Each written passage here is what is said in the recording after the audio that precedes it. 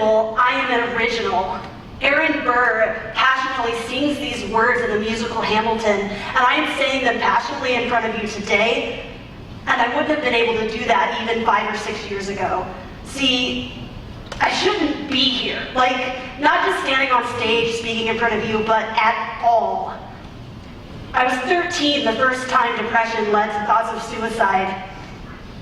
I was 17 when I was inpatient for the first time for self-harm, and I was 18 when the word bipolar got affixed to a medical chart, which forever changed the way I perceived myself and the way others perceive me. I was 19 when I quit.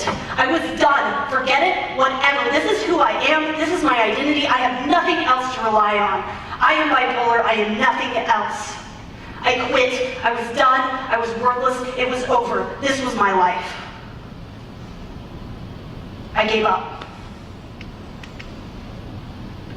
The next 7 years of my life were spent in and out of the psychiatric ward for self-harm, suicidal thoughts, delusions. I thought I could fly. Yeah, I can't. That's a true story. I gave up when I was 19. And then something happened. One spring, my dad kept driving me out of bed with French toast and then would get me to go onto the farm and help build fence to move cattle from pasture to pasture to pasture to pasture. And I found a glimmer of hope in the green fields that spring. I don't know how it happened, but it did. I got a job making pizza at a gas station, which is a real classy job, by the way. And I decided to go to Mizzou and study sociology. I applied to Mizzou, I got into Mizzou, and I moved to Columbia. Little did I know it, but I was on the brink of the next chapter of my life. The future was staring me in the face and I had no clue. See, I was 19 when I gave up, yes. But I was also 19 the first time I found myself laying in bed wishing that I was holding her in my arms because I loved her. And I knew at that moment that I was going to hell and I was unforgivable. And then I came to Columbia. I took a sociology class where, for the first time in my life, LGBTQ people were talked about without a negative bent. Like, maybe it was okay to be gay. I was 23 when I asked my sociology professor to get coffee, and we went to the Panera on the south side of town, and I said for the first time, I think I'm gay. Her response, I know. Yeah, I wasn't so good at being in the closet. Even when I was so far in, I think I hit Narnia. But I came out, and I started coming out, and I told my friends, I told my family, I told my church. I lost friends. I lost family. I lost my church. And that was difficult, to say the least. And so now I'm standing here on stage in front of you telling my story, and I am baffled because I don't completely know how I got from this super depressed kid to where I am today, standing on stages, telling my story, doing activism, educating people about the LGBT community and helping others know more, because ignorance is more prevalent than bigotry. I can identify 3 things that I know helped me get to where I am today, and so that's what I'm going to share with you. I'm not going to say they're the solution or the end-all be-all, but for me, they got me from there to here. And so I want you to know these, because maybe they can have an impact on your life. Number 1, I learned to love myself. Like, really love myself. And for me, love looks more like acceptance. Because now, at the age of 32, I can look in the mirror and see this queer face looking back at me and say, I love you, you are awesome.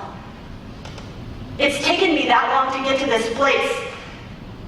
And so I challenge you to learn to love yourself, even when you feel like nobody else sees you for who you are. Even when perhaps your pronouns are used wrong.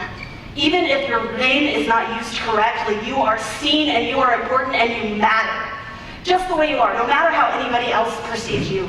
You are seen, you matter. Number 2, that fish from Finding Nemo, Dory, she was right.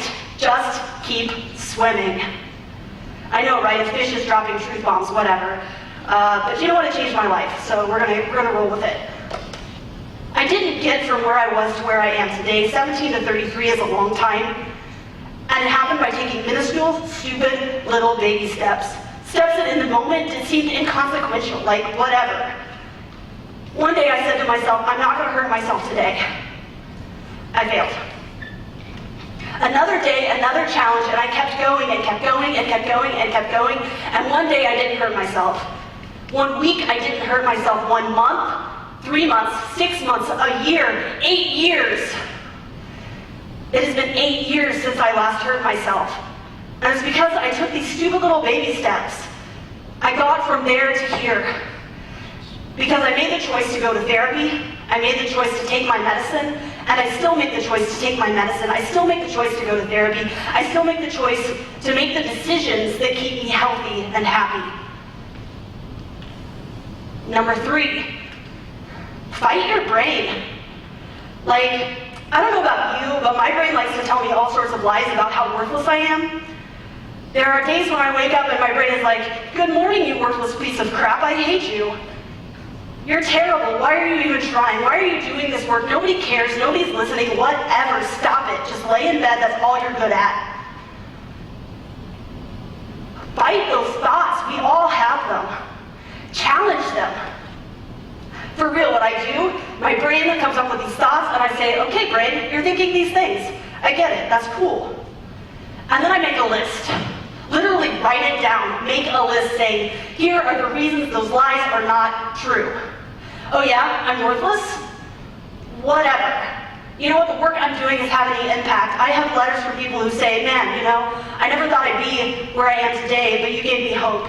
I work with these teenagers at Prism, and man, you know what, I have kids who are now sophomores in college coming back to see me at Starbucks when I'm working, and calling me their gay dad, and they keep going because they saw my life and they saw me married with a kid, living my dreams.